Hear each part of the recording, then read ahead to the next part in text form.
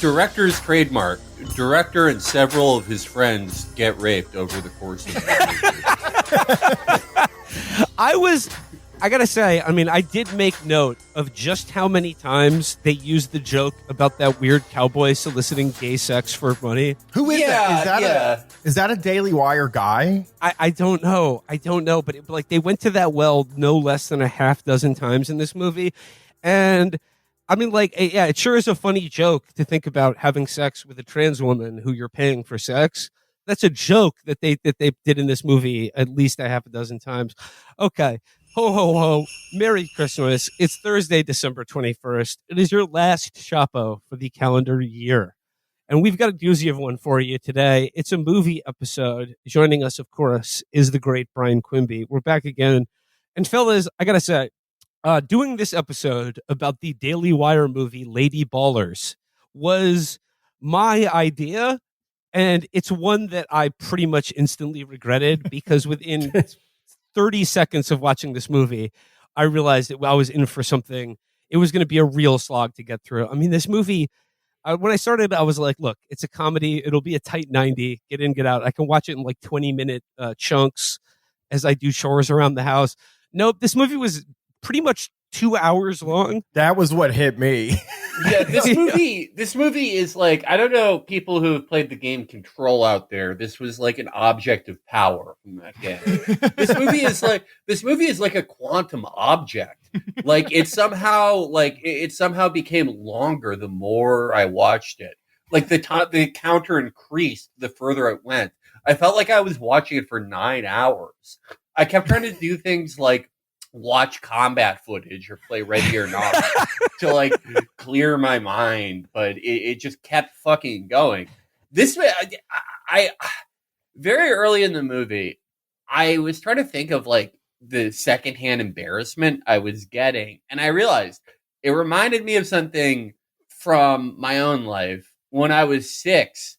And I would I would write down my ideas for like, you know, a movie. And it was just like a pastiche of things I'd seen from like an Adam Sandler movie and then 3 Disney movies. So I would like hand a sheet of paper to my mom that was like, it's a coach acting stupid. And then like a dog eats a cake and then scores a touchdown. But that's like how they made this. It's just a horrible combination of like literally that things they saw in an Adam Sandler movie, then like things they saw in like a college humor sketch. There's a lot. Felix. There's a lot of like a man with mahogany books like that adaptation. Yeah. Like no, Felix, you're exactly right that Jeremy Boering and company, who is the writer, director, and star of this movie, and it was like a good indication of where it was going, that in the credits it's like a film by Jeremy Boering, a boring picture, a production of boring films, because it really like it front loaded the experience. But you're right, like what they were trying to go for was that like 90s era of like SNL comedies, like, you know, Dirty Work or Billy Madison or you know, like early 2000s like Anchorman, Judd Apatow. Like they're trying to go for that broad, silly, kind of dirty 90s comedy. But here's the thing, even with a staunchly right-wing point of view, the soy has become so hegemonic in our culture that yeah. like even like did you notice that every quote unquote joke in this movie had nothing to do with the character situation or like advancement of the plot? It was just an ironic aside, basically essentially made to the audience, where Jeremy Boring goes, "That was weird, wasn't it? A girl with a dick? Now I've heard everything." Like, yeah, it was so unbelievably soy, this movie. It's 85% too political. Like they were really trying to make like Sorority Boys or whatever that movie was, but they just, every joke is just like, can you believe this is what the left thinks? And it's like, oh, like yeah, that's how they fucked it up. Like, I think we were discussing before we got on mic, like what is the worst movie we've ever done for this show in the series of like right wingers trying to make movies, and I don't think I don't think this one tops the Range 15 movie, the one rare movie episode I actually wasn't involved in.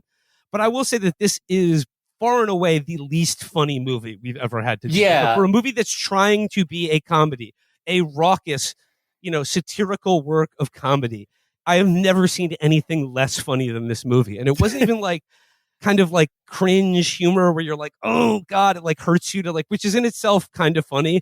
This was just like anti-comedy on a level that negates the very existence of laughter. Yeah, the worst part of it was that you could always see the form of the thing they were going for, which was, like a thing that you've seen 15 years ago. Like, in fact, there were several touches in this movie that suggest Jeremy Boring was like a failed, like, shoegaze director at one point. He was! Yeah, he was! Yeah, he was like a guy who tried to get in on like the indie sleaze movement and like it just never happened for him. And like, look, it didn't happen for me either. I didn't have sex in 2009 either. But like, you don't see me making this. I mean, the thing at the end where Matt Walsh is like, another oh my God. Another thing I've done is Matt Walsh, and Candace Owens is like, you didn't do anything, and he goes, complete did ripoff I? of the Simpsons which is literally a meme from like 2015 of like, my work is done here, you didn't do anything, which is based off a Simpsons joke from fucking 15 years before that. It's so 1991.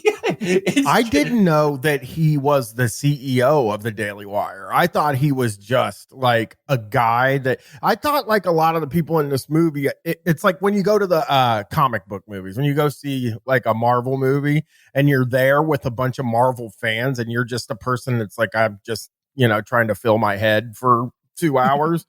And like some guy comes on screen and people start clapping and cheering and you don't know who that guy is because you don't read the comics. That I felt that way through this whole movie. Only the comics was the Daily Wire universe. Unfortunately, Brian, I do know the contributors to the Daily Wire as well as I know, the uncanny, astonishing, and incredible X-Men and their various lineups. So that when Andrew Klavan gets a 1-sentence cameo to go, I've never seen a woman with a dick that big, I was like, yes, that's the Easter egg for all the Andy Klavan fans out there. And I just want to say that, like, while this has the veneer of a 90s Adam Sandler comedy, but with incredibly soy writing, imagine like a 90s SNL comedy where virtually every joke is infused with the threat of being forcibly sodomized. And like that is the people who created this movie. Yeah. And here's the thing, like, here's the main thing, my main takeaway from this movie is that going into it, I expected a hateful piece of shit that just like was a carnival of denigration of gay and trans people. And this movie was certainly that. I mean, I don't want to undersell that part of this movie, but I was astonished that the actual real target of the most hateful quote unquote comedy in this movie, or like the butt of virtually every joke that's mean in this movie, is not gay or trans people. It is cisgendered heterosexual women. Yes. This is not a movie that is a outrageous critique of the idea that trans athletes should be allowed to compete in the in competition that aligns with their gender identity. The movie certainly is that, but what this movie actually is not a critique, but an argument against the concept of women's sports writ large. This movie is an attack on the idea that women are in any way equal to men across the board, leaving basketball aside. A couple of things, like he does say, like, women are good at other things, like loving their children and just stuff that, like, everybody. Oh my God! Does. Yeah, no, yeah. They have that late in the movie, which is that's my least favorite thing. Is when these guys have to do like a big speech about like how much they love women, and it's always so there's literally a Demonius X video called "What Is a Friend" that it sounds exactly like. And he's, if I can recall this video from many years ago, he says, a woman is a friend who can do some cool shit like a guy can and maybe suck your sausage. But she can't fuck around like you can with the boys.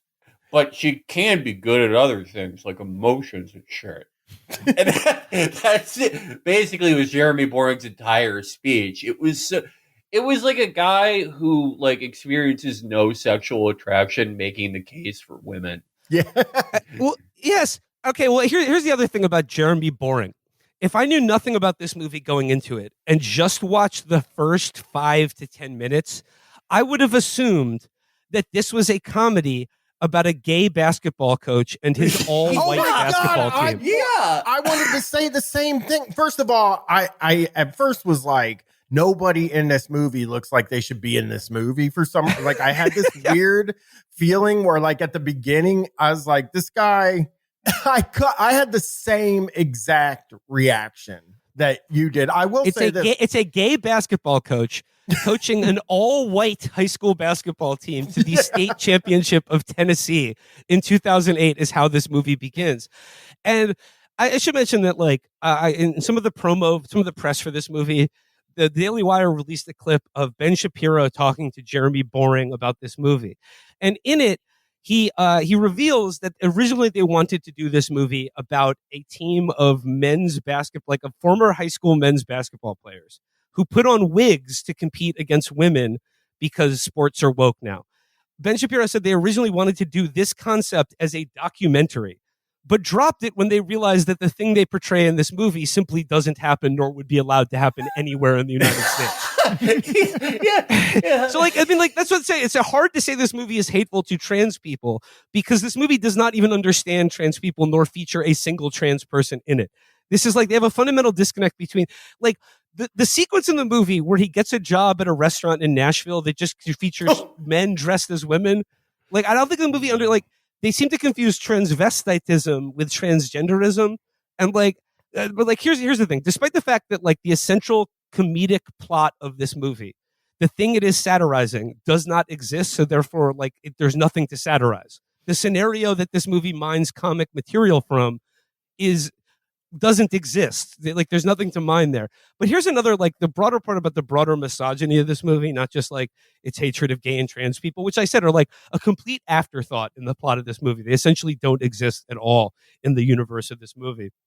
But like, aside from the ludicrous idea that like the plot of this movie could be allowed to happen because of wokeness in sports, there's another huge glaring, like, and deeply misogynistic belief that this movie expects you, the audience, to fucking go along with wholeheartedly.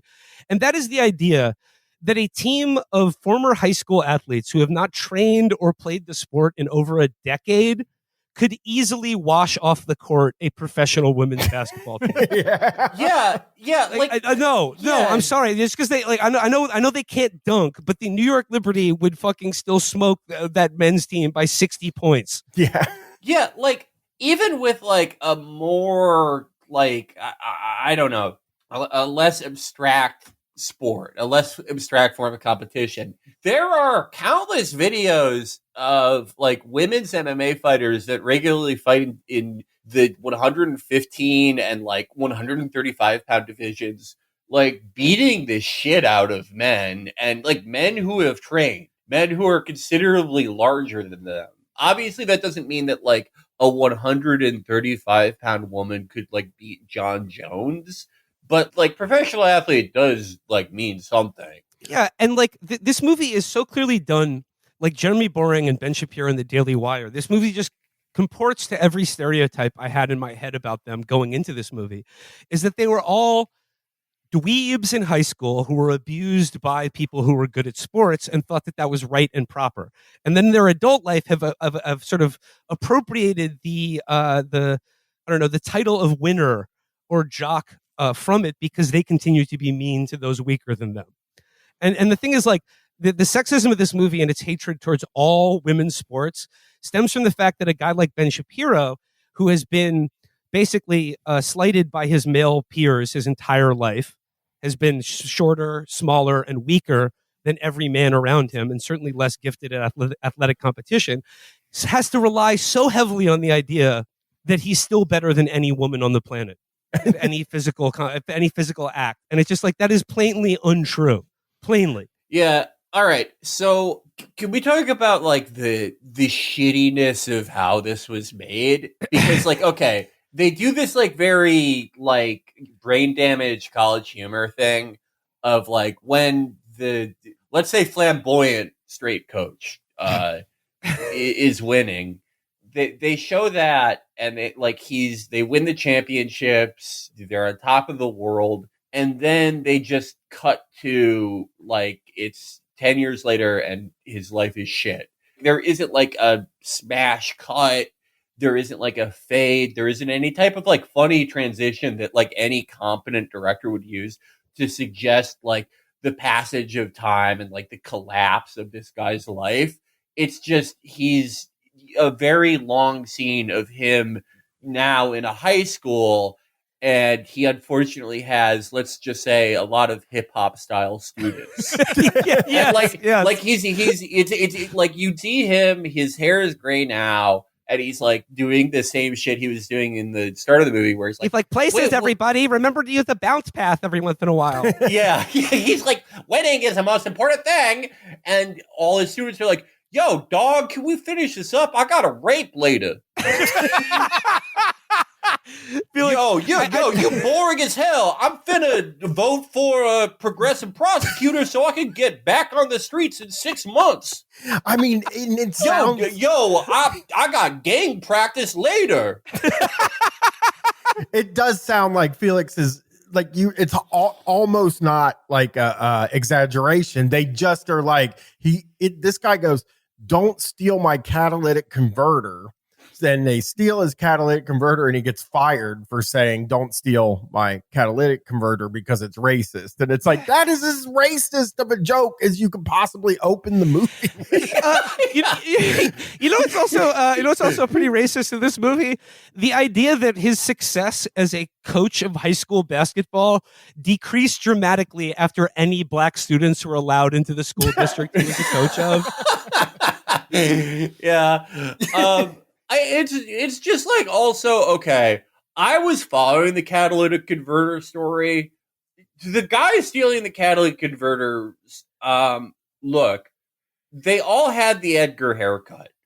I don't think it says anything about the Latinx people, but none of those guys were black guys. I'm sorry. They were all like Latino guys, like Mexican guys in Texas, because they all had the Edgar.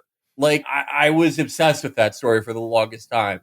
That was not like a thing that like tons of black guys were doing. But, I forgot.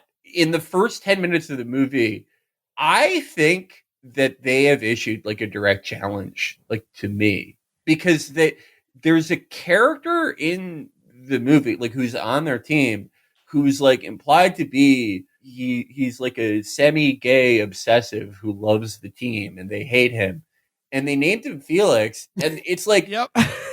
I'm the only guy like named that. It's like it's not 1965 anymore. There aren't tons of guys with that name. Just you and I the feel cat like at this point.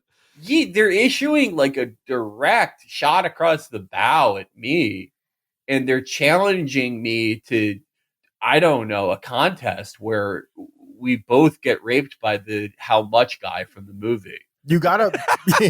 They want you to make your own fucking movie that's woke instead of the. I do want to say also, just real, it is so great that the hero of this movie is an extremely divorced guy. Yep. Like that. Yeah. Yep. They yeah. They can't help it. They can't help it. Like, oh God, he's the most divorced guy in the world. And his wife is currently shacked up with a character played by Matt Walsh, who we find out, this is mind-boggling to me. Matt Walsh, like, it's like, okay, his character is your ex-wife's current boyfriend. And like, he's got a ridiculous wig, and he's doing like meditation and being like, always wants to hug. And is like, it's the same joke every time he's on screen. It's just like, he's a guy who wants to hug you and be touchy-feely and like a, sort of like Eastern spirituality liberal or whatever. We then find out at the end of the movie that the wife's boyfriend character was just Matt Walsh in a wig, who says, my work here is done, which means his work is insinuating himself into the lives and families of losers, having sex with their wives to inspire them to be winners. I I do want to say also when he picks his daughter up from school and he pulls up and the teacher has 4 masks on with different like languages on them or with different trans. It was so like, oh my God, they're just gonna, because what happens after that is they go to his ex-wife's house and in her yard, she has a sign that says, "In this house, we believe crickets are delicious. Silence is violence. Speech is also violence. No one is illegal, but Europeans coming to America was bad. Guns don't kill people. White people kill people. Also, guns kill people. Trans rights are human rights. Feelings don't care about your facts. Oh, Pride Month is every month. Social credit scores matter. In exclusive and inclusion. And finally, the earth is literally going to burst into flame one day." And I was like, that's not a joke. That is like, that's what they think the left believes. That's like exactly the words that they would use to describe kind of the crickets thing is the one that was really a giveaway. That drove me insane how every fucking scene they had to touch on like 15 things that they're mad about all the time. And like they can't just focus on like one or two like shitty systems of jokes. At all times, they're like on like a verbal twister mat of like, okay, we have to take on the trans thing, then like the Hunter Biden laptop for some reason, then Impossible Burgers. You got to remember also the line when his daughter's telling him what she did at school that day. And she said, "We learned about the Cold War. We had a moment of silence for the workers."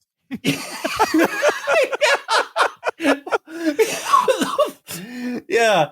Oh my God. That's how the entire movie basically kicks into motion, is that he picks his daughter up from school and like the mask lady is like bitching at him because he doesn't have a catalytic converter.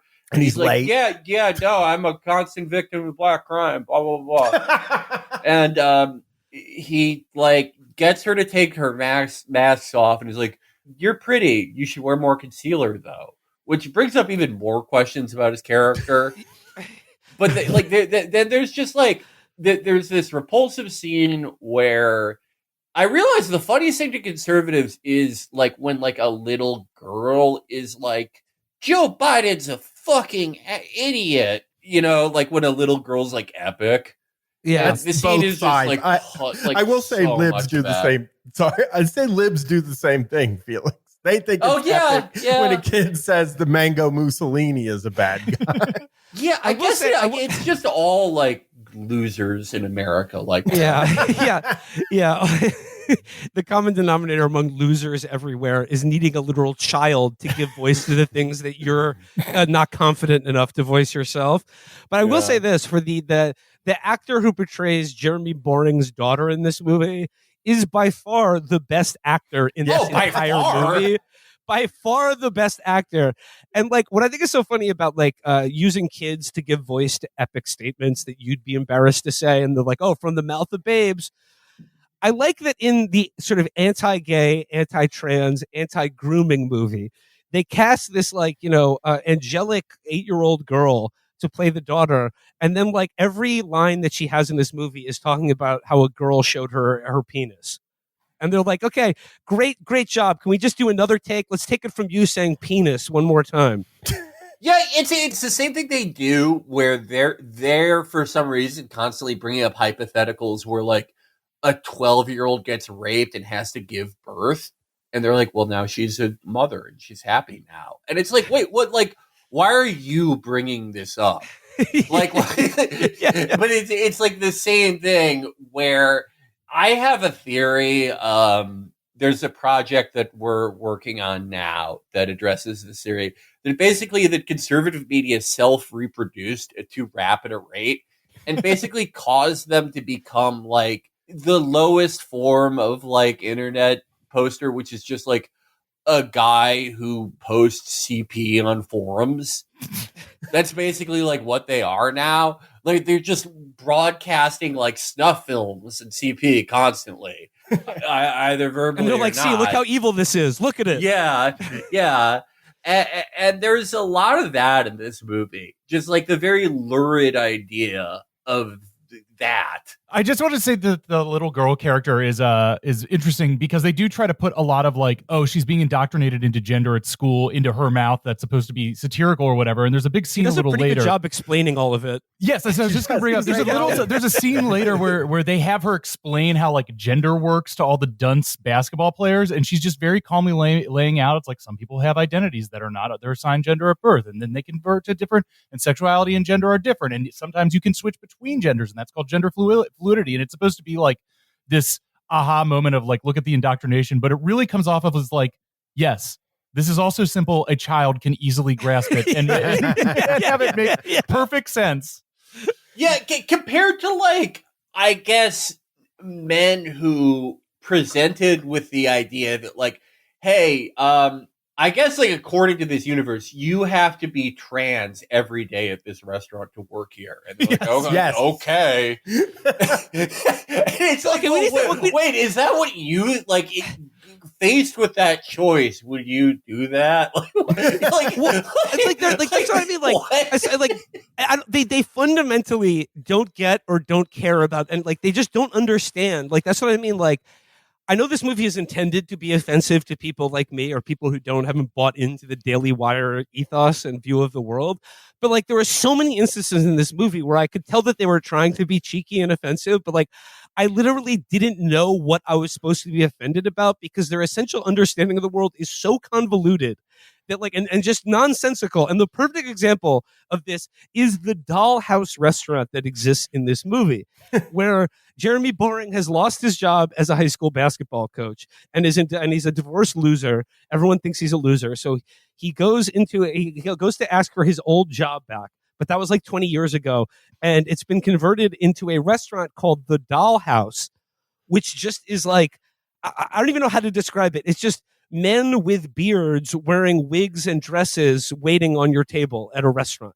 And then it's a drag. Yeah, it's a drag like restaurant. It's a drag bar. Yeah. Yeah.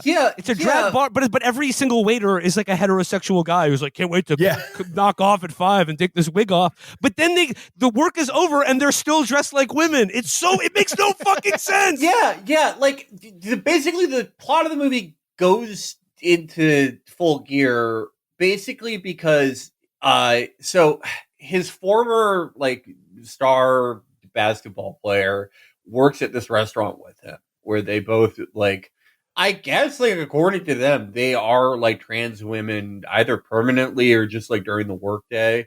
Just during the workday, yeah. I know. And like so he found out that like there's a local race in town where you can win $5,000. Yes, you're really good. That's a tight ass race. This is. I'd try to learn to run at that point. That is. Can I just say that is such like a 6-year-old writing a movie. There's a race where you can win $5,000. But only if you have a wig. About. You fucking moron. It's also very important that like it's open tryouts for something called the Global Games, which is like invented for this movie. And then in the universe of the movie, for the first time ever, America has opened up tryouts to represent America in the Global Games to just anyone. And they were like, and then there's like these little like news bullet, these little like Paul Verhoeven style, like, like local news clips where they're like, just saying the thing, just not even making a joke, just be like, for the first time ever, America will open up competition to losers and crippleds and lames rather than the usual standard of excellence that we've upheld in this country for 200 years. Yeah.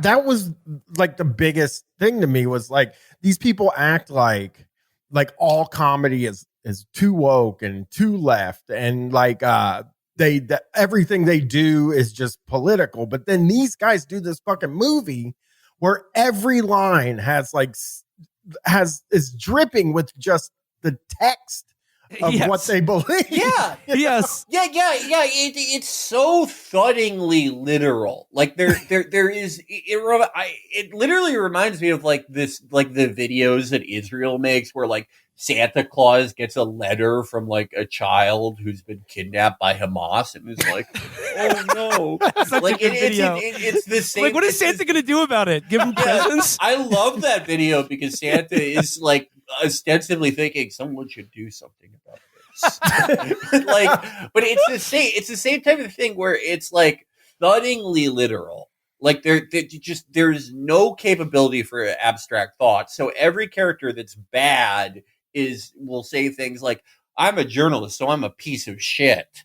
Yes. And like it's like literally that line is sprinkled throughout the movie, but it's like the way they talk about these movies that are just like judged on an objective scale, like the least funny shit you've ever seen. I don't think that it's impossible for conservatives to be funny, but like, no, it's impossible for anyone who views politics in this degree, where it's the same thing. They talk about this movie the same way. They remind me of the people who like reviewed Crazy Rich Asians and were like, I cried in the fucking theater because I couldn't believe that there was a movie where people in Singapore were rich. It's the same thing where they're talking about how fucking important it is. Like Matt Walsh has this humiliating tweet where he's like, "Lady ballers is so important because it shows we can use their weapon mockery again." No, they can't. No, it's like the fact that they can no capability of that. It is true. Humor is a very effective weapon in political discourse. I mean, case in point, the success of this show. But the thing is, like, the way they view it first and foremost as a weapon, they're like, how do I just pull this trigger? It's like, no, you have to be funny first. And they just don't. And here's the thing. As offensive as the concept of this movie is, it is totally conceivable that you could do a funny movie about this concept, even from a right-wing perspective. And I kept waiting for, like for instance, script doctor Will Menaker in here. I kept waiting for. I would really like this movie if there was like the rich kids from the bougie part of town. Like they have a squad of like the rich trans kids basketball team, and they're snooty, and it's just like, it's like Meatballs or something, or Police Academy, like, Yeah. I also want to say that when our guy wins the race, he does get a Bud Light sponsorship, and somebody's like, they'll give anybody one of those. Right, but so the reason that he gets to run the race as a woman because he's constantly wearing his like wig and like fake tits from work, like everywhere, which work. is like I love it. Like what the fuck? Like I don't. It might have been explained at some point, but I really don't feel like it was. He's just constantly wearing this shit. Again, this thing that is supposed to represent, like, in general, this movie represents a very grim vision for men. Basically, that, like, your wife will be stolen by, like, a gay man for some reason, and you will be forced to be trans at your job. And then the job that you're trans at, you're just going to, like, forget to stop being trans when you clock out. So, like, he goes to, like, sign him up for the race because, like, he was like, "Hey, you're still really fast, like you were in basketball. Basketball and track; those are two. Two very comparable they go sports. together. They're like that. And they're often testing how fast you run a 40 to be a basketball player. Yeah. So that like Jeremy Boering is like, "Listen, miss, you're gonna get my good boy in," and the woman who's accepting signups like tases him because he's a white male. Mm-hmm. And then Alex, the guy who's wearing a wig, is like, "Hey, what's going on here?" And the woman who tased him is like, oh my God, you're a trans athlete? You're stunning and brave. I have to go eat bugs and kill my kids with the vaccine.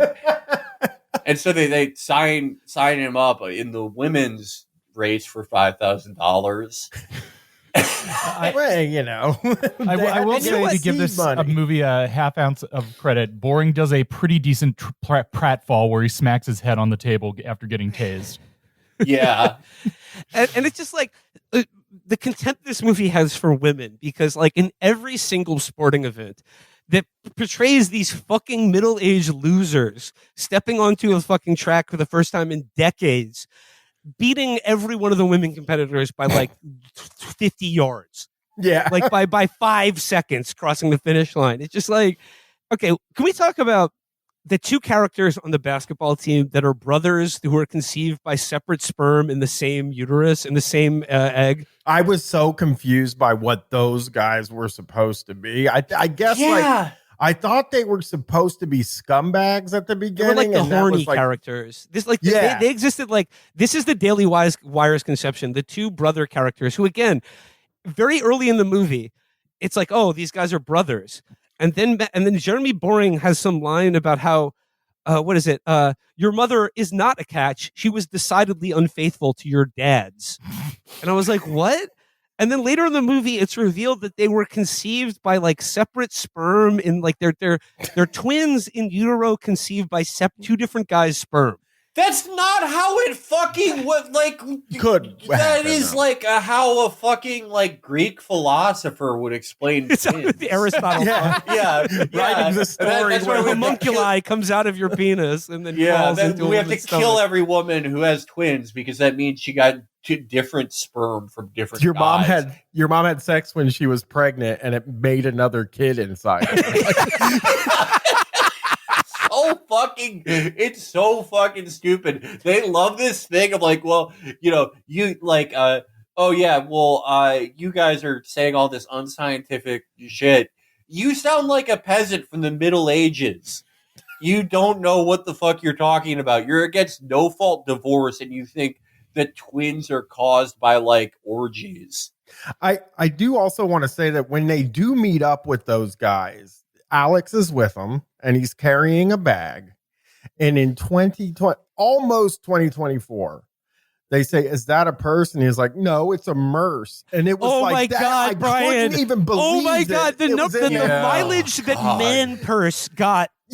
They wore out the treads on that joke, trying to fucking get a laugh out of that one in 2024, practically. I just can't believe it. I mean, I guess these guys carry around briefcases instead or whatever. I don't fucking know. Yeah, it was. That would be like if I saw that in a movie from like 2006, I would be like, "Shut the fuck up!" Like who, who? No one's doing that. But it's so like I feel like at least a quarter of this movie was written during Jeremy Boring, like his pre-unwoke period when he was trying to be like an indie sleaze director. He wants to be Noah Baumbach. Yes. That's his like foundational trauma. He wants to be Noah Baumbach, and he like probably tried to write a movie where like he's divorced, but he's like he's like the best politics guy, and his wife like he wrote like a racist version of Marriage Story probably. Okay. Where his wife is like, I'm dating this guy Jamarcus who's a murderer. And they were like, Jeremy, this is horrible. This is what your wife is dating a black 17-year-old who's killed 20 people and is going to Harvard on an affirmative action scholarship. that doesn't exist. And he's like, good. Fuck you! I'm all right. I'm fully in on the movement now. Well, I mean, you bring up. I mean, here. I don't know if you guys noticed this, but like, there are several jokes in this movie that are all at the expense of people who, at one point in their life, had aspirations to pursue a creative field like the film industry, either as an actor, a writer, or a director. And at every point, they are like brutally shut down for what a stupid decision it was and how dumb and untalented they are for ever trying to be an actor or like in movies or whatever. And I just can't help but think that like this is Jeremy Boring can't help but betray himself here. I mean, you mentioned his career as an indie sleaze, a mumblecore director. He originally he founded a production company with his two actual Hollywood friends who are actually like successful actors, and that's Joel David Moore, who's in the Avatar movies, and Zachary Levi, who's Shazam. And I guess they're like holding down the Christian contingent in Hollywood. But their company went nowhere. I don't think it even produced a single movie. And this is Jeremy Boring's company he founded with his two successful friends. Take a guess what it was called. Coattails Entertainment. Perfect. Oh God. Okay. I mean, he is the I feel like he is the ideal of the joke that like somebody like you guys or me could turn right wing in order to get more money. You know what I mean? Like he is definitely, now he comes off as like a guy who is like, well, I'm not going to be able to make real movies that play in the movie theater, so I'll just do this Daily Wire Plus gig, I guess. Yeah, like I begrudgingly do have sympathy for him because it's like, look, I wish we had all made it in 2009. That was the best time ever. That was the greatest time in human history. But we didn't. You, Jeremy Boring, you presumably were like 49 then. Yeah. I was but a boy. But, regardless, we all carry scars from that. But like stop fucking making movies, please. You're not good at it. Or like try to make like your version of Garden State that you undoubtedly wrote the entire script for.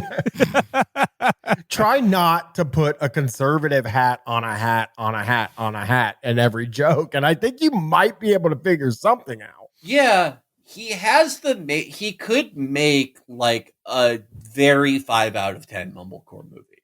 If you did shock therapy every time he wants to like include a joke where a stupid liberal woman is like, oh, I'm doing a fucking land acknowledgement for Christmas or something. I am reading his Wikipedia, and I find this like really interesting line here because I was very confused about it in the movie. In March 2022, Boring opened a line of subscription-based shaving razors called Jeremy's Razors. Yep, there's an ad for them in this movie. I know. I thought that was a joke on Harry's razors, but I don't know. Like, is that or was it just an ad? I couldn't figure. I thought it was. They tried to be cheeky about it, but they put a podcast ad in the middle of their movie. And at that point, there's no coming back from that. That's like you're trying to make a joke of this, but you are the ones getting played. Yeah. As with everything, I think that like everything like this, I think the actual more interesting movie would be the meta movie about the failed Hollywood aspiration guy who has to slum it in this conservative media landscape, making this movie, probably getting an actual divorce while it's happening, texting his Hollywood big shot friend Zachary Levi, begging him to do a cameo in this thing, knowing that he's making schlock, but it's the best option that he can. That's the mumblecore movie Jeremy Boring should make. Yeah, I think like any movie really about like anyone who's in the conservative movement, because it is such an interesting world, and it sucks that like there are so few good comedies out, because it's like it's a patently ridiculous and funny world just because there is so much money going around.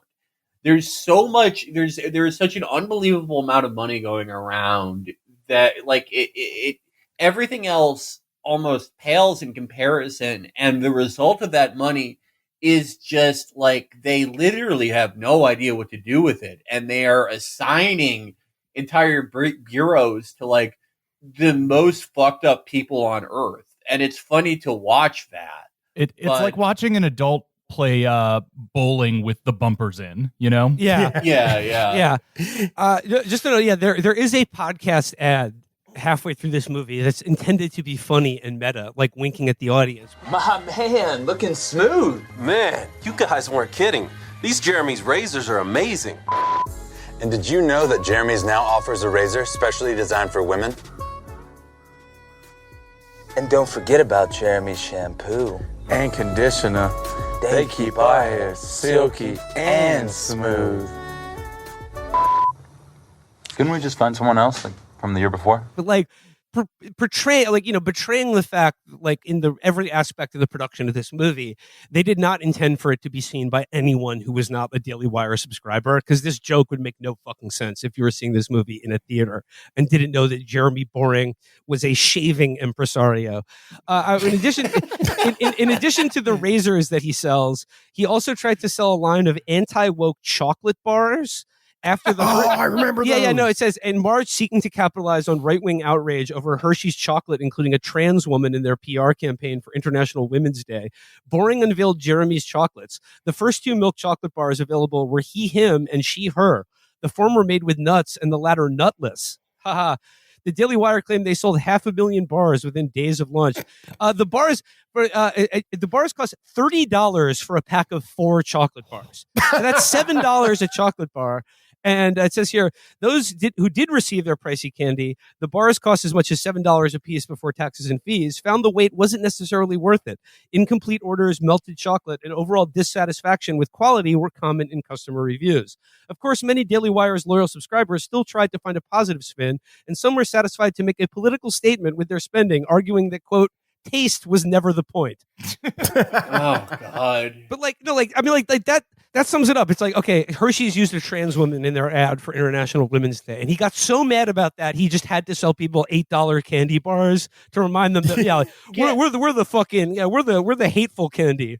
Please eat that at $8 a pop. Do you know anyone who you would at least like to talk to who like knows all the ad campaigns that are going on? Like, I don't know. I don't know what the fucking Hershey's think he's talking about is. I guess they did like some fucking photo shoot where they're like, here's the fucking woman who built did chemistry. Yeah, Here's a trans woman, and he's like, what the fuck? There used to be real women in these fucking Hershey's ads. If my friend tried to text me about that, I would swat him. I would be like, "Shut the fuck up!" Yeah. As a human being in 2024, 2023, and not let's say not someone who's just been liberated by the Allied forces in Holland or something, I don't give a shit about Hershey bars, nor have I thought about them even once in the last 30 years. I can't believe he didn't make a beer called Crud Light or something like that. Yeah. See, that would be funny. Like $200. That'd be too much of a joke in there. Crud Light is just a funny phrase, but just congenitally incapable, because it goes back to the same thing we said over and over on this show. They're too mad to be funny. Mm-hmm. And you can tell, you can feel it. And in the movie. A good example of that is we got to talk about the evil bitch liberal journalist character. But you just did that entire story to what? To make a name for myself? To get clicks? To gain power? What part of I'm a journalist do you not understand? Who Jeremy Boring's character engages in some sort of S&M relationship with. Like, once again, what the Daily Wire writers and staff think that like normal, cool, heterosexual, horny American guys are like is deeply strange. Because we can talk about the weird separate sperm twins, and that's a joke, and that's something that's mentioned at least 4 times in this movie. But when they in the present day, when they go to pick them up and be like, hey, you got to play for our team again, they're running a car dealership in which they sort of pull back a curtain to reveal their like bro bedroom where the magic happens, and it's very clear that it's just like a cave where they do swimming together.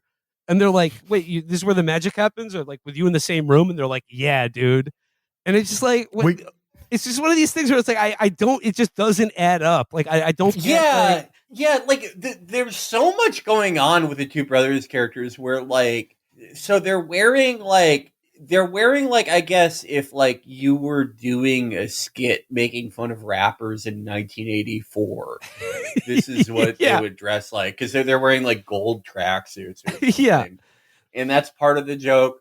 But then so they have a car dealership where they'll give you a ride to the airport. Yeah. And then they're also bail bondsmen. But then the meat of this is, they're just constantly running a 2-man train on girls. Like, what the fuck are you talking about? Like, can you pick like this is like 18 things? Like, what is the focus of this? I think this is them trying to do a joke about a hustler. Like you would in another movie, you would see somebody, but it's like they usually are better at kind of. They could show them doing one thing and then doing the next thing, but instead they just had them stand and look at the camera and say, "We drive people to the airport. We have a sex room at our car dealership. We love to play basketball." Yeah.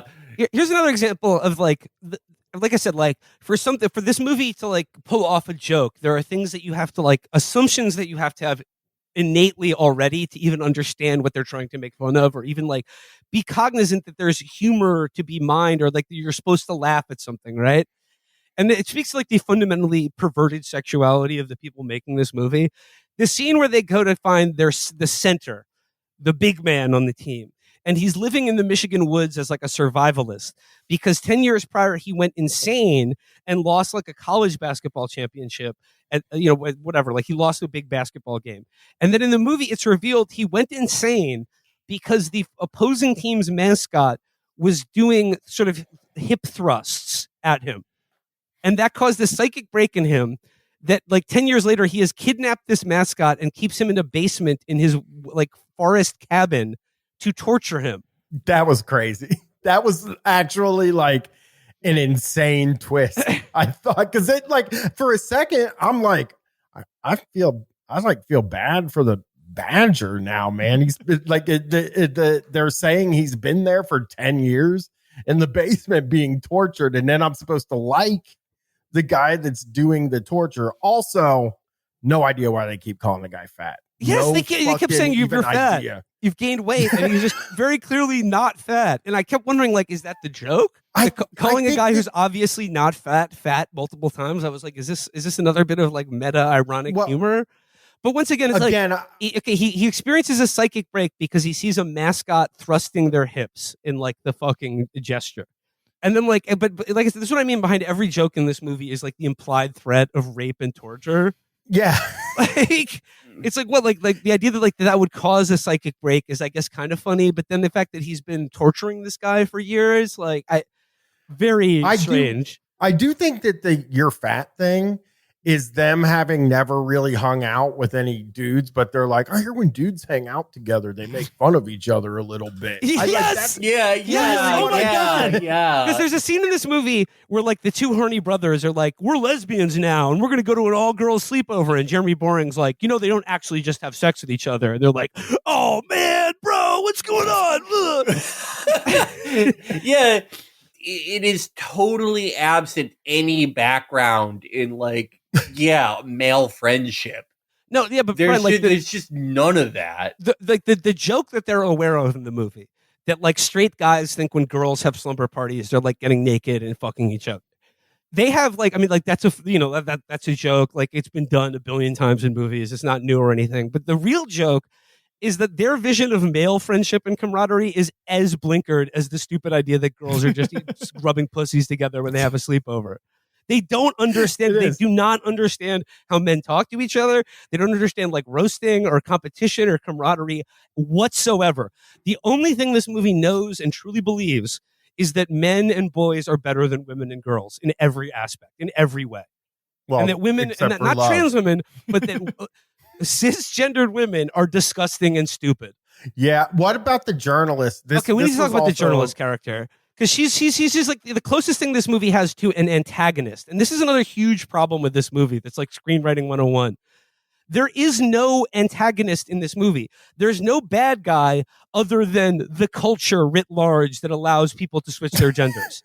The journalist has a line where she like pins somebody up against the wall and pins Jeremy Boering up against the wall and says, I want you to put a baby in me. And then she's like, wait, never mind. I can't have another abortion again this year. And one of the guys from the team that's in the room is like, you're a monster. And then it just goes to the next scene. Yeah. And I was like, that's not even a joke, really. That's just them saying a woman who's got terminated a pregnancy is a monster. Yeah. That's all it That's is. the joke. And there's, in terms of like the best moment in this movie of just like, just zero subtext at all, a character looking at the screen and just repeating statistics, is when the female journalist character, Jeremy Boring's like, oh yeah, like my divorce has been pretty rough on my daughter. And then I swear to God, like the bitch journalist character just looks at the screen and is like, oh, you think so? You weren't aware that 70% of all people in prison were from divorced parents and divorced households? And then rattles off a dozen other statistics about something like 80% of suicides are from people who are whose parents got divorced. And I'm like, well, that can't possibly be fucking true. But also, just all like, I could think about that during that moment is, bros, you have Steven Crowder in this movie. What are you like? Every Wait, character is Steven in Crowder this, in this movie? I didn't even see Who it. was it? Who was it? I thought he saw. He had like a one scene. Maybe I'm wrong. I thought he had like a one. It was in the one line. dollhouse. The dollhouse. Scene. Yeah, He was exactly. just Like one of the a random, one line men thing. But dressed as it's a like woman. these are the I people like you the work idea with. that It's like every character in this movie is divorced. What is the model that you were trying to give here? Is this sincere? Are these statistics meant to be said as a joke? Like it's completely classic thing of being like, I need to stop a joke here to just rattle off my pure ideology. Yeah. Yes. Yeah. I like the idea that Steven Crowder is like their Woody Allen. Or Roman Polanski. Yeah. Where they're like, I respect his work, but not the man. Yeah. They're like, look, he like kept his wife as a hostage for all those years, but he's, like no one is better at what he does. His craft is so good. Listen, I have to say this about Steven Crowder. It was extremely hilarious when he stole Anthony Cumia's co-host away from him. That was very funny. So good, man. That was for weeks after he's talking. Anthony's like no co-host, and he's talking shit about Crowder and his old co-host. It was very worth it to see. I mean, that's one Steven Crowder plus on my side. But then that co-host fell out with Crowder. I know. It's just like with that guy, I always get like tertiary economic anxiety for like people I don't know. I don't know why. But it just like for that guy, I feel it where it's like, oh, like what the fuck are you gonna do now, man? Like Anthony's not going to trust you to be a permanent co-host ever again, and he's not got getting invited back to the compound. That's for sure. Yeah, well, Anthony's like, dead now too. Well, but all this backstabbing and bitching at each other. Like, do you think that like the misogynist attitudes in this movie that like is taken for granted is all stems from the fact that like each one of these guys embodies all of the worst stereotypes about how women act? Yeah. I mean, they are. It has to be treacherous in the conservative. Well, I mean, and even I did, my show for years, and it can sometimes get treacherous in like on the left political stuff too. But these guys are all like, I mean, they're all stabbing each other in the back for another $100,000, which I mean, I guess if that's worth it for, because when they said Steven Crowder was going to pay Dave Landau more than Anthony did by like a lot, I was like started to try to figure out now what kind of money both of those guys have, because it sounds like Steven Crowder is doing very well for himself. Can we talk about some of the like the Daily Wire cameo appearances in this movie that were just totally baffling? Like the Ted Cruz cameo. The Ted Cruz cameo. He gets a one line in this movie that's like, Ted Cruz is going in this movie. Ted Cruz is playing himself, and he's attending a high school basketball game in Tennessee. And he shows up and he's like, "Hey, are these seats taken?" And they're like, "Yes." And he's like, "I told you we should have gotten box seats." That's it. That's the joke. Yeah, the Michael Knowles was like a one line thing because I recognized him, and the best one is Ben Shapiro in this rated R movie having cuss words bleeped. Yep. Because he probably wouldn't say them, I guess. Okay, Ben Shapiro has a 5-second cameo as the referee in one of these basketball games. And I just, look, maybe this is a cheap shot, but I got to point out that he's still wearing his stupid-ass yarmulke, even in a cameo appearance portraying a basketball referee. Like, I like the idea. I like the idea of like someone ejecting a referee for wearing a yarmulke. It's not part of the uniform. Get that off the fucking court. That's not part of basketball. Would it surprise you to learn that Ben Shapiro is a huge Boston Celtics fan, even though he was born in Los Angeles? No way. I mean, well, look, if you're a fan of the NBA, you can do the math on that one. But like, I like all the montages. I love the montages of the lady ballers balling out against like, real women competition. Because like there's a scene of all them dunking, but it's so clear that it's a 6-foot hoop. It's a montage of them dunking on like a fucking 6-foot hoop. And then just like a slow-mo montage of just essentially women being beaten, but with basketballs instead of fists. And one of the women falls in love with one of the loser guys too, like, and he gets her pregnant. No, both of the brothers get her pregnant. It's Yeah, the same thing yeah. that their dad did. Yeah. That's what their it was. mom And I did. was like, Sorry. he beat me so bad it made me horny, actually, because of how great he is at basketball, which is another probably belief by these guys. Well, I mean, okay, the bitch liberal journalist character, we first encounter her after like he gets the guy to win the track meet, right? And then she's like, "Oh, there's a story here. I can manipulate these guys into becoming trans icons or whatever." And then like, okay, so Jeremy Boering and this guy has just won $5,000. I did like the detail that Jeremy Boering gives the guy who won the race $500 out of the $4,500 he's keeping for himself to pay, quote, child support as the coach of a guy who just won a 100-meter dash. There's not much coaching you need to fucking do for that. Yeah. But so she rolls up, and then like after the guy leaves, she's like, no. To Jeremy Boring, she goes, no, you're coming home with me because I got to have sex with you because you're a winner now. This guy coached someone who just won a fucking foot race. And she's like... once again, like the assumptions you have to find this funny, like to believe that there's even the barest shred of like human behavior that's being satirized here is to be a psychopath. Like your understanding of sex and humanity is so fundamentally skewed that like, what are you even making fun of? And the answer is this bizarre concoction of like phantasms that they've erected in their own minds about like, about women's sexuality. It also feels like guys that, didn't have a lot of sex in high school and stuff like that and blamed it on this charisma that these athletes or whatever had, when a lot of times, like, women also like the athletes because they're not fucking dickheads. You know what I mean? Yeah. Yeah, they're Like, not possessive little creeps. Yeah.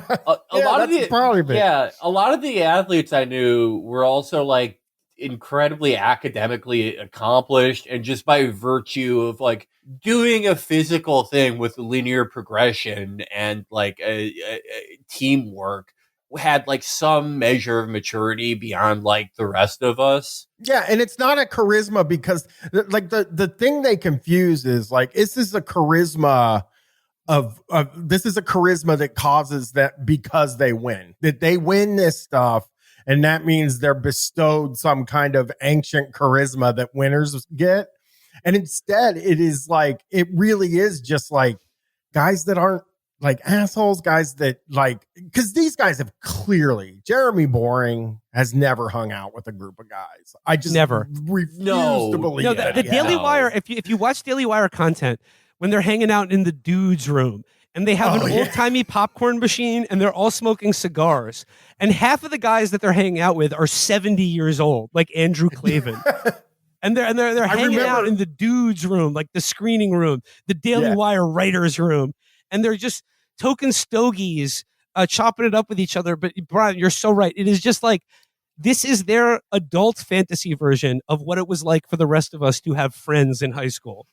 Yes. Absolutely. Or even now, even as adults, like this is what guys like to do. Hang out next to a popcorn machine, smoking cigars. I remember I watched one that was like a 6-minute video about them saying like, no, you didn't just say that Die Hard's a Christmas movie. Oh my God.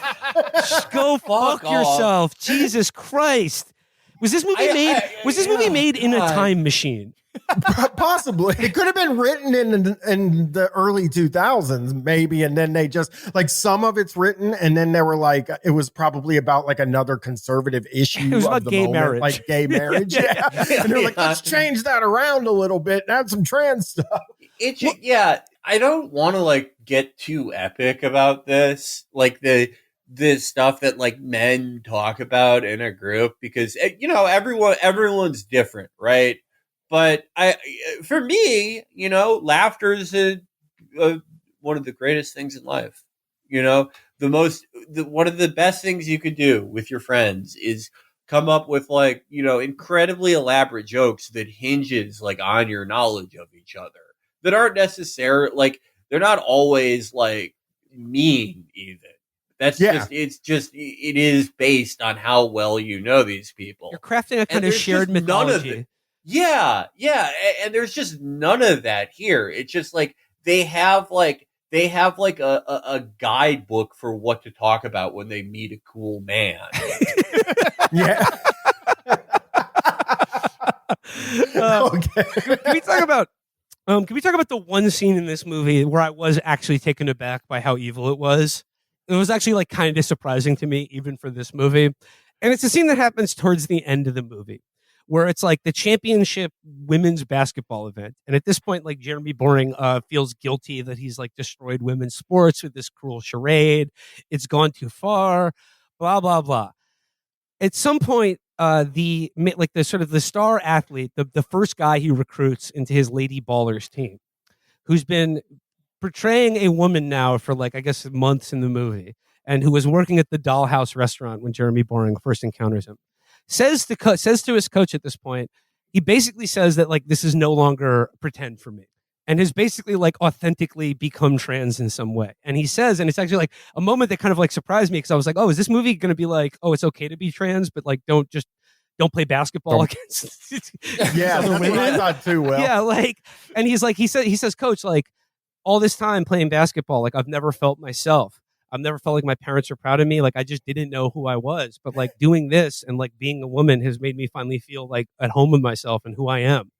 And I was just like, oh wow, like that's sort of like, that's a surprisingly like tender, incredible rendering of like someone struggling with their gender identity. And then nope, it is just shut down immediately because Jeremy Boring gives him the worst pep talk ever, where he just goes, everyone's confused, but you're not a woman. You just live in a shitty culture and had shitty parents. And no parent should love you unconditionally. He says parents should love you unconditionally, but they should be proud of you conditionally. And he just goes, you're not a woman, you're a man. And then he just like, thanks, coach. And I was just I'm sorry, it's not all of us are confused about that. I would hasten to say that most of us are not. Like he's that was the biggest tell to me, was when he was like, we all think this sometimes, right? And it's like, no, like that's actually not like that. No, but he literally says to him like, you're not a woman, you just had bad parents. Yeah, like, it's everybody's got like what are you supposed to do about it now? Like, oh, just like, oh, okay, I got thanks. I'll move on now. I'll accept myself. Will, you're also missing the cruel capper of that scene, which is the basketball guy being like, well, how do you know I'm not a woman? And then Jeremy Boring just kicks him in the nuts. Yeah. Oh, yeah. Well, he says something about your parents have been telling you that they're proud of you when they're not really proud of you. It was like such a weird fucking scene where I was like, yeah, it was the opposite of uplift. It was like, even if you were trying to like in the moral universe of this movie, make a credible like thesis statement at the end of the movie about why gender identity, transitioning gender is wrong, and why men are men and women are women. If you were, I thought there would be a way to like, I guess there really isn't a way to render that in a compassionate, point of view. But like, this just came across as like the most deflating and like uninspirational and like mean thing you could say to someone who told you like that they were questioning their gender identity. But in the universe of this movie, they're like, that's just what everyone needs to hear. The truth. Your parents don't love you and never did. Yeah, you're constructing this elaborate satire to send up what you think of as like a social ill.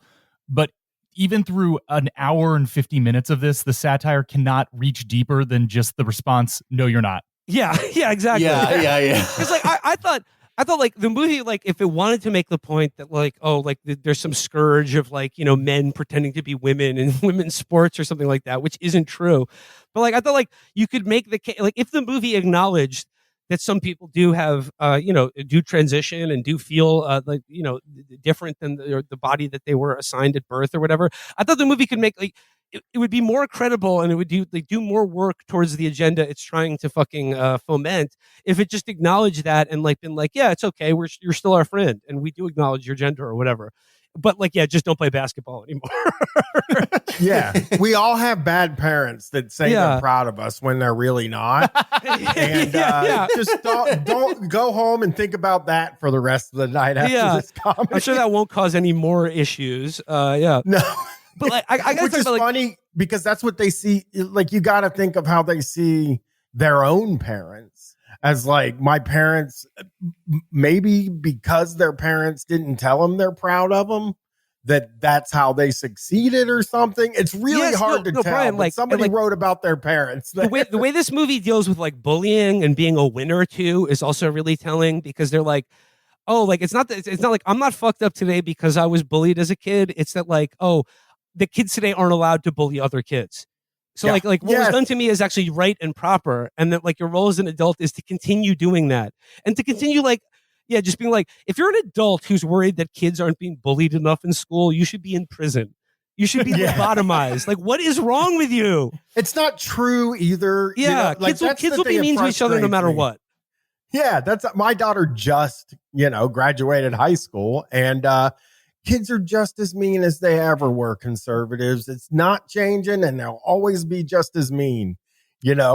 She got lucky and there wasn't as much bullying, but there was still, now they got Instagram pages to pick on nerds. Yeah, that lasts forever.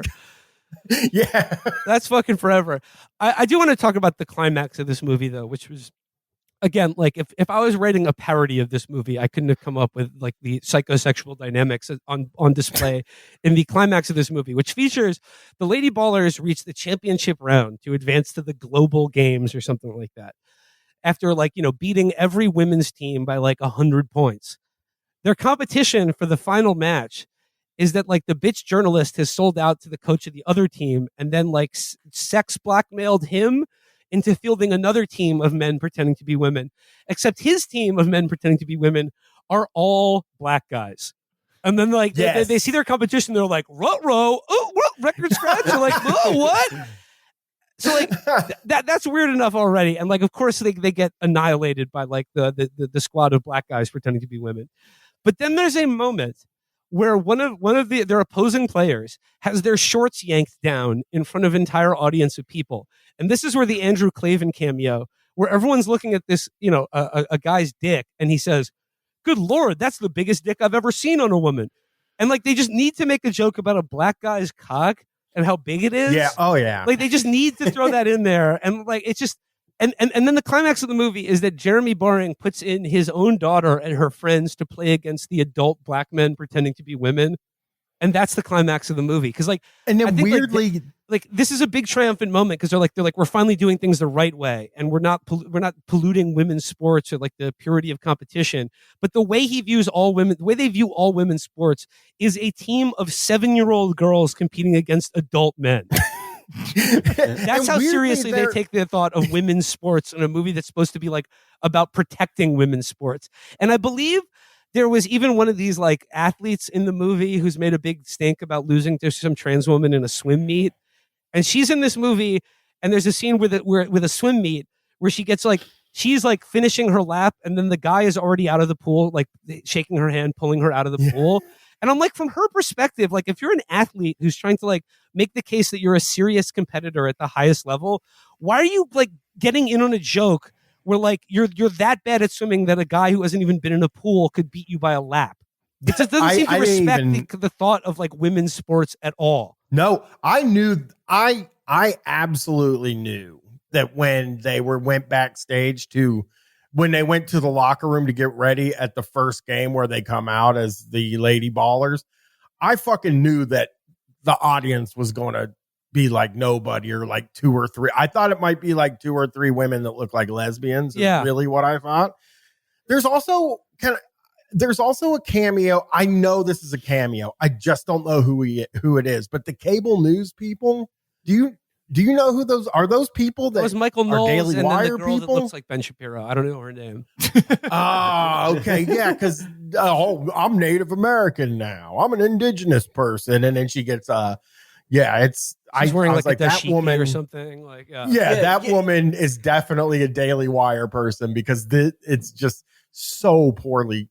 It's like so not funny. Yeah, all the women in this movie, except for like Jeremy Boring's ex-wife, they all act as though like someone came into the set and like beat Jeremy Boering nearly to death, like just like violently assaulted them, and they're like, well, we only have like this studio space for another day. Like we have to do these scenes. Like I know what we saw was fucked up, but we have to keep going. They're just they have like a stilted, like traumatized delivery that's so It was like very anti-humor. Yeah, they had all just got off the set for The Crow starring Brandon Lee, and they were like, "Yeah, can we get you to do a few quick scenes here for Jeremy Boering and Boring Movies, a production of Boring Films?" Yeah, like the journalist character, who I will charitably say, it looks like if Ukraine tried to make their own Anna Kendrick. But from the Chernobyl region of Ukraine. Yeah. Like all the women characters, except for, I guess, Jeremy Boring's wife, but even her, are so fucking baffling. Like, obviously this woman has insane psychosis about women, but like, most of the women characters with speaking lines are like outright evil. Yeah, they're repellent. They are monsters. They are all awful and like violent too, and like violently evil. Yeah, like okay, all the shit with the journalist like was trying to kill Jeremy Boring with the anti-materiel rifle. I don't know what that was about. The thing with like, they don't know what a hickey is. No, you don't like get blisters. No, I mean, he had burns on his neck from being tied to a radiator, which it's part of like an S&M thing. Because like the scene where the bitch journalist, that's not what S&M thing. Yeah, no, you don't get it. I'm really into S&M. I had my partner shoot me in the kneecap with his gun. You fucking idiot. Exactly the thought here, I think. Because that's the joke, is right. He's like, can we have sex now? And which says something about him too. I don't really know what. Begging for it. Yeah, begging for it from a woman that's been beating him up for weeks. Yeah. She's like, I'm awful. I'm a liberal who I alternate between really believing in this stuff and not every other my God. scene. Couldn't figure that out. Yeah. But also she's unreservedly against no fault divorce. Yeah. That was a Steven Crowder contribution. Yeah, Felix, like the journalist character was so funny because it was like, oh, she's a liberal, but like she actually believes all the conservative things about gender and sexuality and marriage, but she just only cynically doesn't believe it for money. And there's a scene, once again, looking at the camera where she goes, these transhumanist tech oligarchs and nihilist college professors have already convinced every self-righteous housewife with Munchausen by proxy to sacrifice their kids on the altar of false virtue. The least we could do is get rich off it. It's so bad. Yeah, it's like just. But like, what are the logistics of like? How do they think it works? Like, if like a local reporter did a news report where they were like, "Oh, this like trans woman won a race," or is the CEO of news going to be like, "Oh my god, we're giving you $1 million." For this great story. It got so many clicks. Your article's going viral. But just like, once again, speaking to like the Jeremy Boring's understanding of sexuality, the one scene in this movie that was, I think, wholly unintentionally funny, but the one gag that like got me the closest to like actually laughing was after the bitch journalist takes him home to have sex with him because he's a winner now that he coached a guy to win a 100-meter race. She takes him home and like it cuts to them and like they're both in bed after having sex, presumably. And she is dressed like Batman. She has a full Batman leather costume on. And she's like, like snuggling up to go to bed. He is fully clothed and tied to the bed. But the one detail I thought like could have been funny if it was intentional is that he's still wearing his coach's polo tee and like stopwatch around his neck in bed after having sex.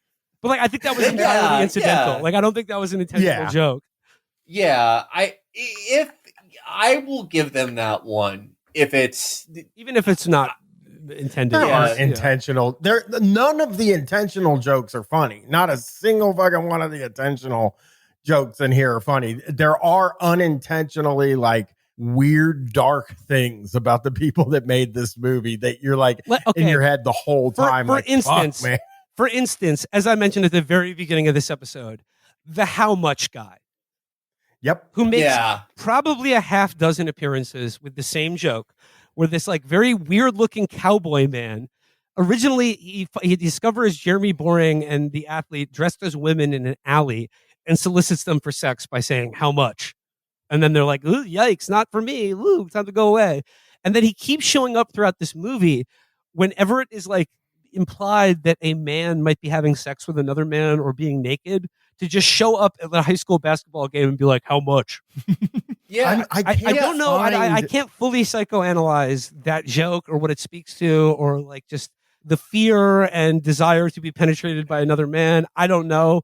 But like, it certainly wasn't funny. But like, okay, in the first how much scene, Alex, the guy who eventually wins the race, he just like, he abandons Jeremy Boering. He just fucking dashes out of there. He's gone. You don't see him. Jeremy Boering, he's shown to like, he's trying to run in like high heels and shit, and he's not making it. Like the how much guy is rapidly gaining on him. But then the scene just like cuts to the day of the race, and it's like, well, wait, did that guy fuck him? Did he get his money's worth? That's what I meant when I meant director's trademark. Director and all his friends get raped. Like that. It's like presumably that happened. But he's just like, he's such a winner that he's like, no, I still am doing the race tomorrow. I did just find the Lady Ballers review on Worth It or Woke. And it is worth it, everybody. Please. And it's 100% not woke. Fair enough.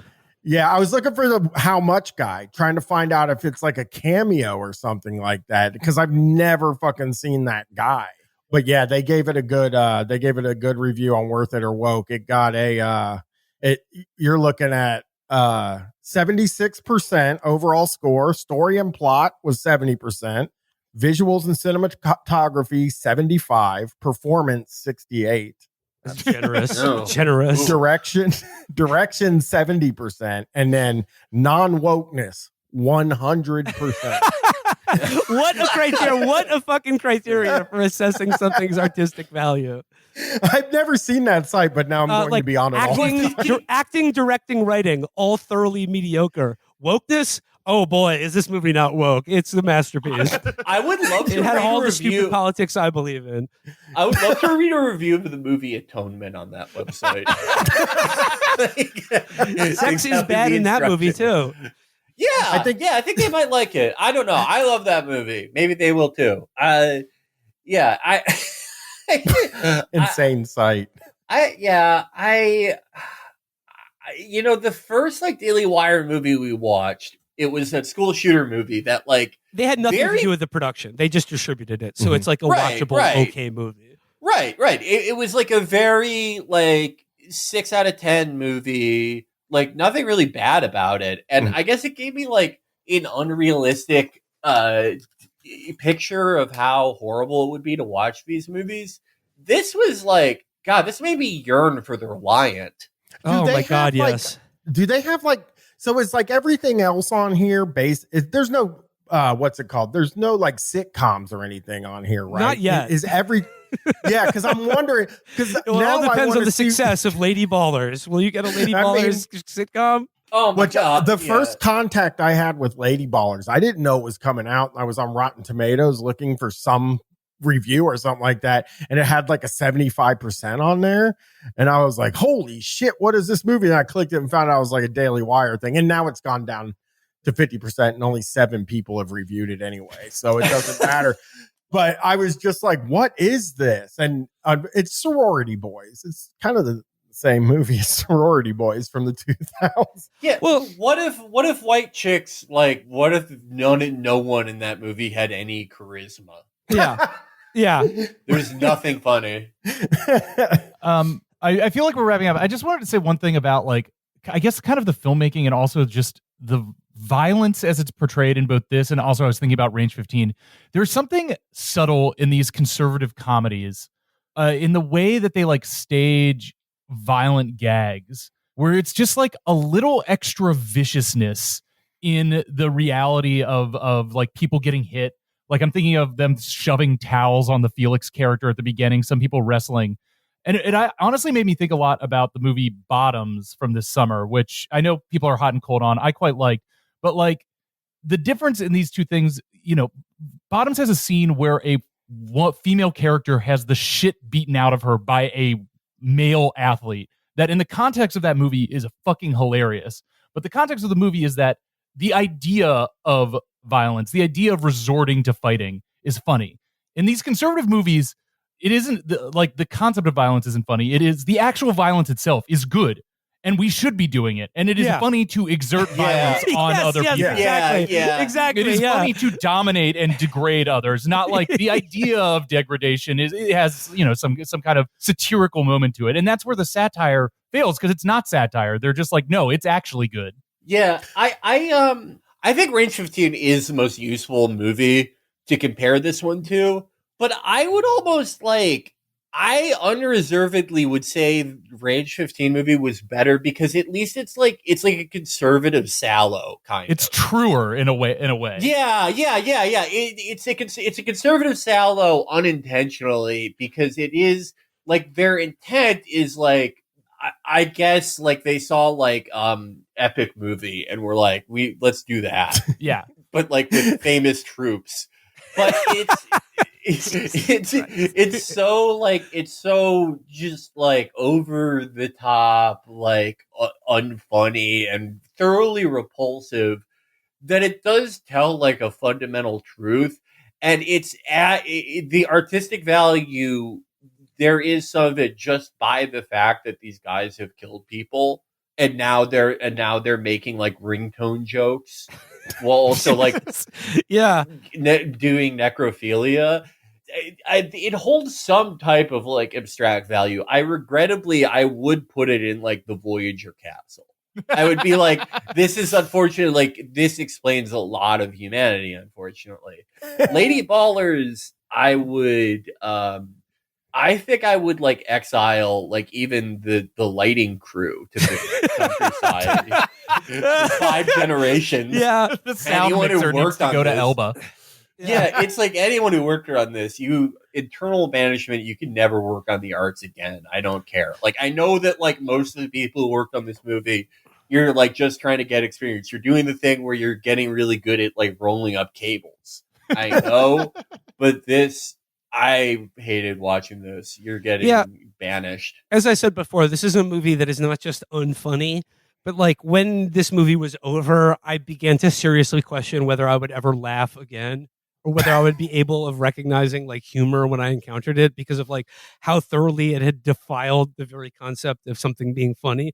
I guess my overall review of this movie would be if you are gay or trans, then by all means watch this movie because rest assured you are completely let off the hook. Not a single blow is landed, nor do they even really acknowledge your existence.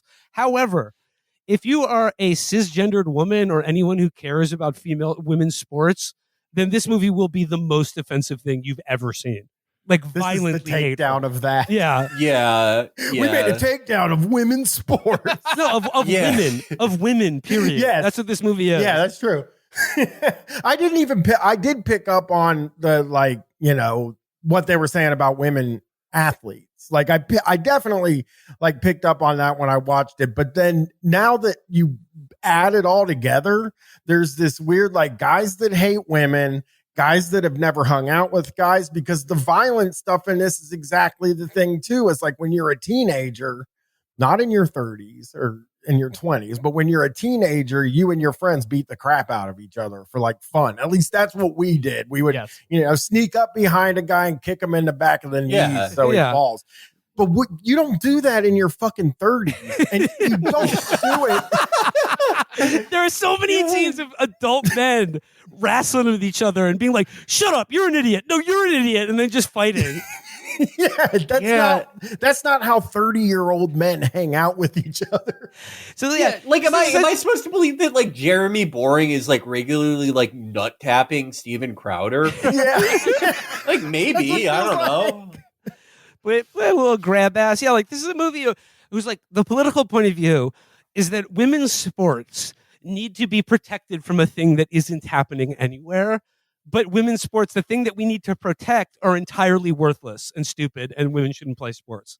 Right, and one of the reasons that women shouldn't play sports is because their divine role is to civilize men who are the line where Jeremy Boering says to his daughter, "Yeah, sure, women aren't." He says, "Sure, women aren't as good at basketball or driving or rock and roll."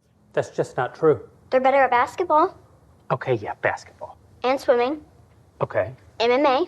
That goes without saying. And running. And javelin. Powerlifting. Shot put. Hockey. Karate. Football. Pole vault. Driving. Parking. Most of the STEM fields. Rock and roll. Opening pickle jars. Okay. He says men are better at rock and roll at one point, which is like, okay. So he puts like, I presumably he puts like Creed over like Sleater Kinney. I presume. Yeah. 100%. Yeah, 1,000%. Yeah. So he tells his daughter, and again, what is supposed to be the movie, like communicating a message, a wholesome message of truth that's just like, this is important.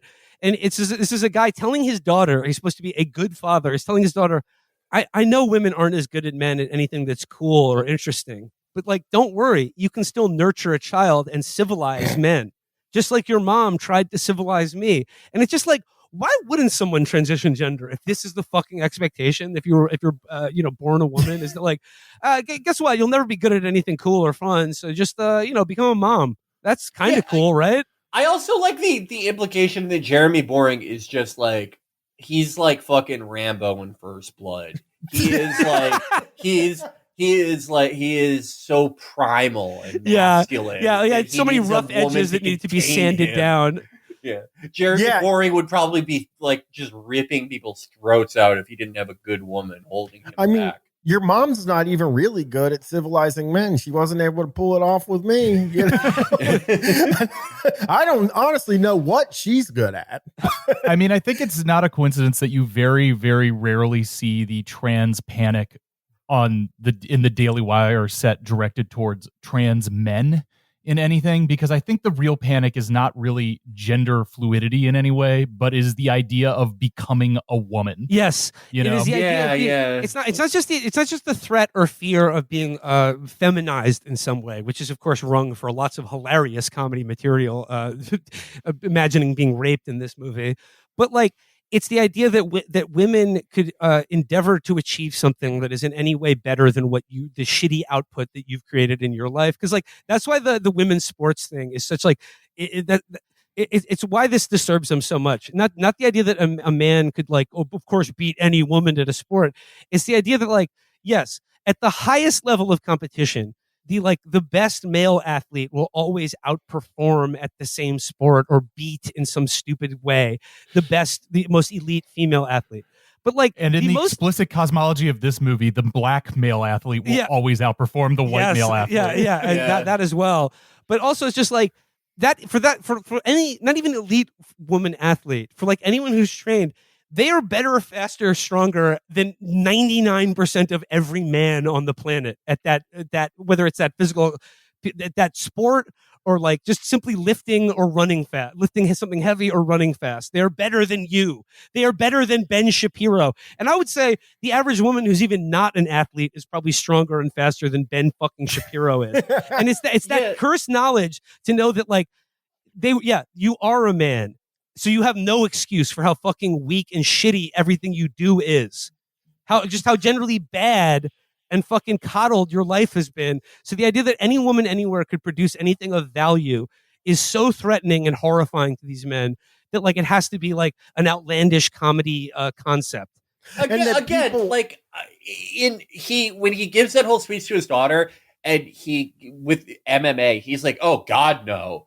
Again, Ronda Rousey and Claudia Gadelha, who's like, Ronda Rousey isn't like she's not like huge. She's like 5'6". She's like strong, but she's, larger like person than Claudia Gadelha. Claudia Gadelha fought at a much lower weight class. I've seen countless videos of both of them, like just destroying very well trained men. Like it's just like, professional like really does mean something, especially at the highest level. Like just going by this movie, a guy like Steven Crowder supposedly could like beat the shit out of Amanda Nunes. And it's like, no, that's the end of Steven Crowder. He'd fucking die.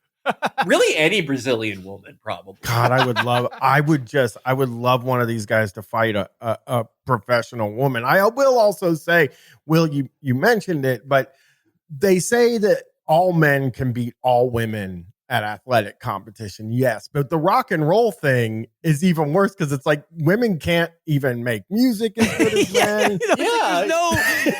There's no physical, there's no innate disadvantage in producing music. Nope. Like the only thing they can do is like be married to fucking Jeremy Boring and be like, you should like stop caring about winning as much, but you should win. Yeah. And he's like, thank you, I fixed my life. Like it's such a fucking grim. I'd say it's like grimmer than Handmaid's Tale. At least they had uniforms. Oh God, yeah. Like the idea that like no matter what you do in your life, no matter what like athletic or academic achievement, no matter what you're good at, no matter how grand an artistic vision you have, your destined purpose is to like, be married to fucking James to Mr. O'Keefe. Boring. Yeah. And to produce boring heirs for the boring head of the household. Yeah, to make him like lemon bars and to tell him to like tone it down sometimes, I guess. It is like I would say one of the most anti-women things I've ever seen. Yeah. Like it's like women, they are supposed to exist just barely as an auxiliary unit to men. And not even like impressive men. Just like any fucking loser. Women are basically so that they can tell you to mow the grass. Because women can't mow the grass. That being said, I would do anything for these Daily Wire dweebs to put their money where their mouth is. And I would sponsor a televised sporting event in which like the Daily Wire fields a starting five of their all-stars. I'm talking Ben Shapiro, Michael Knowles, Andrew Clavin, the even weirder, more annoying one, the gay one. I don't know. All five of them. Is there a black guy in the Daily probably, Wire? There isn't a black guy who like is fully Daily Wire team, but he's been in some of their productions. Zuby. Okay. Do you guys know Zuby? Get Zuby on the team. I'm saying the Daily Wire. Zuby, the conservative rapper. I want to see. Yeah, I want to see their starting five. I want to see the Daily Wire All Stars play a game of pickup basketball against just one, like either Candace Parker or Breonna Stewart. Just one good women's basketball player. And I would like to see them run them off the fucking court, not being able to pass the ball. I also, again, I don't know how I'll do it. I will secure a $50 million purse for Steven Crowder to fight like Amanda Nunes, Angie Hill, anyone who's ever been in the top 15 in a UFC's women's division.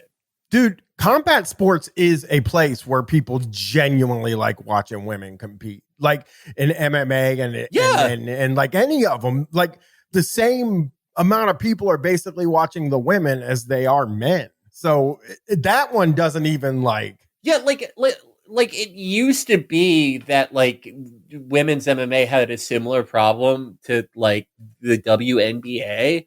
But like the problem was like with a lot of women's sports, it's a vicious cycle where like there isn't enough like money in it, and there just isn't like the same payoff for this incredibly high risk career that like a man would have. So less people compete. But when Ronda Rousey started competing, and even before that, like Gina Carano and Cyborg, that like. When people saw that like women do possess knockout power, it really opened it up. And like, I watched women's MMA for a really long time. I didn't even expect for like, a ton of UFC fans to watch like women's 120 pound, like I didn't expect people to watch like Joanna Jędrzejczyk, who is like amazing, but they did. because like they like had amazing fights. Yeah, they main event shows. Like they can main event with women. That was really frustrating to me. Ronda Rousey was one of their biggest pay-per-view draws ever. Yeah. And they saying women can't do MMA, and also women's basketball is getting a lot more popular too, has been over the years. Like women's sports, this is such an antiquated thing. And like you said, it's a vicious cycle anyway, because like it's kind of like how people thought Indian food was like this inherently like evil thing that gives you diarrhea every time you eat it. Because on Friends, they would be like, oh, excuse me, I had Indian food. It takes time to get past that kind of thing. Yeah. Like really, it's women's MMA was there was this like promotion that was only for women called Invicta after the collapse of Elite XC. Elite XC was a promotion that was built around Kimbo Slice, and of course, like went bankrupt the moment that Kimbo like fought an actual like guy who wasn't taking a dive. But Elite XC, to their credit, they did have like women's fights. They famously, like Gina Carano, made her name there. Gina Carano, now a conservative Daily Wire contributor. Yeah, but all it took was like the fact that for Ronda Rousey, that just like at least being an American who gets an Olympic medal in judo, there's no like lucrative tract after that, unfortunately. It's not like other countries where like they'll at least like give you a stipend for the rest of your life because you did something amazing. She was like, okay, fuck it. Like I trained with like Jean LaBelle. I'll see how far this could go. And she was like, you know, obviously there were major holes in her game, and she more than anything had like one of the worst coaches at a high level ever in Edmund Tarverdyan. Was it Jeremy Boering? Jeremy Boering at the beginning. Edmund Tarverdyan was sort of the Jeremy Boering of MMA because he would like Ronda. She got obsessed with like, you know, her thing was judo. She would always like throw a woman and like just rip her arm off. But she got obsessed with striking, and she was fucking terrible at it. And fucking Edmund would just encourage her to do it, and she would be out there just getting destroyed. And he'd be yelling, head movement, head movement, head movement, head movement for 5 minutes straight while she's getting knocked out. And it was an unfortunate end to like a career that started great. But just by the virtue of there being like a world-class athlete competing, it completely opened it up. All right, should we wrap it up there? I got to give my cat a pill. I just realized.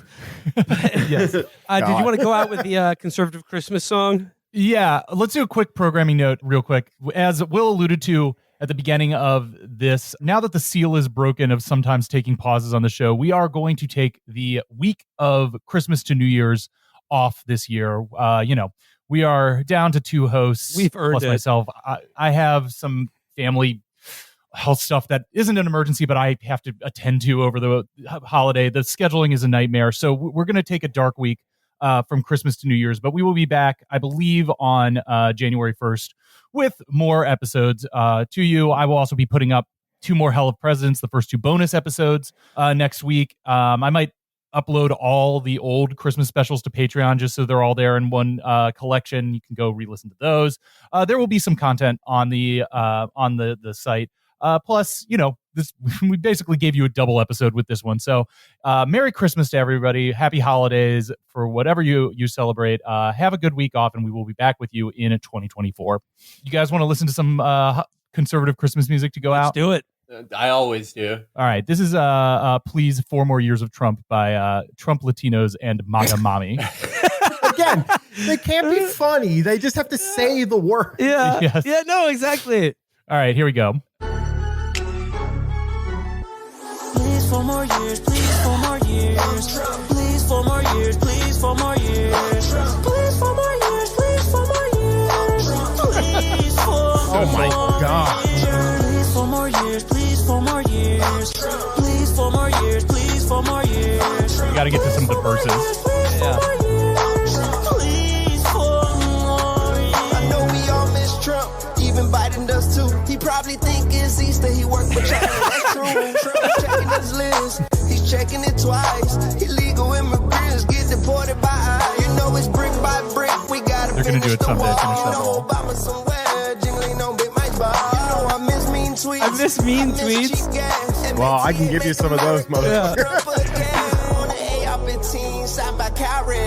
That's a Christmas story that I could tell my kids about. Give me 4 more years, I'll give you liberal tears. Cause the next 4 years, you dead me space in your fears. All right, we got to hear the ladies' verse, and then we'll get out on this. God, this auto-tune is getting a workout. I really prefer Target as targeting kids. That's my favorite conservative song. Donald Trump.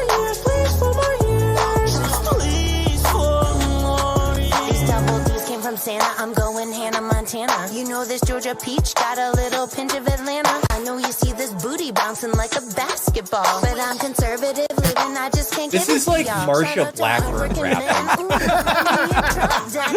This sucks. So I had to leave Cali. We love our country. All right, maybe women can't do arts. Yeah. Pledge allegiance to the flag. Trump is our real president. Trump is our real president. What it takes to be a woman. Let your man make the But money. trans women don't understand what it takes to be a woman. Trans men don't Trans understand. men don't understand what it is to be a woman because. But isn't that like saying like, yes, trans men are men? Yes. I guess. And then it's just more hook. Anyway, I just thought that was a nice compliment to conservative comedy. I know that's probably like not what they mean, but I like the idea that she's just like very pro only trans men. Yeah. Yes. And she just put that in the verse for no reason. Oh, all right. What a joy.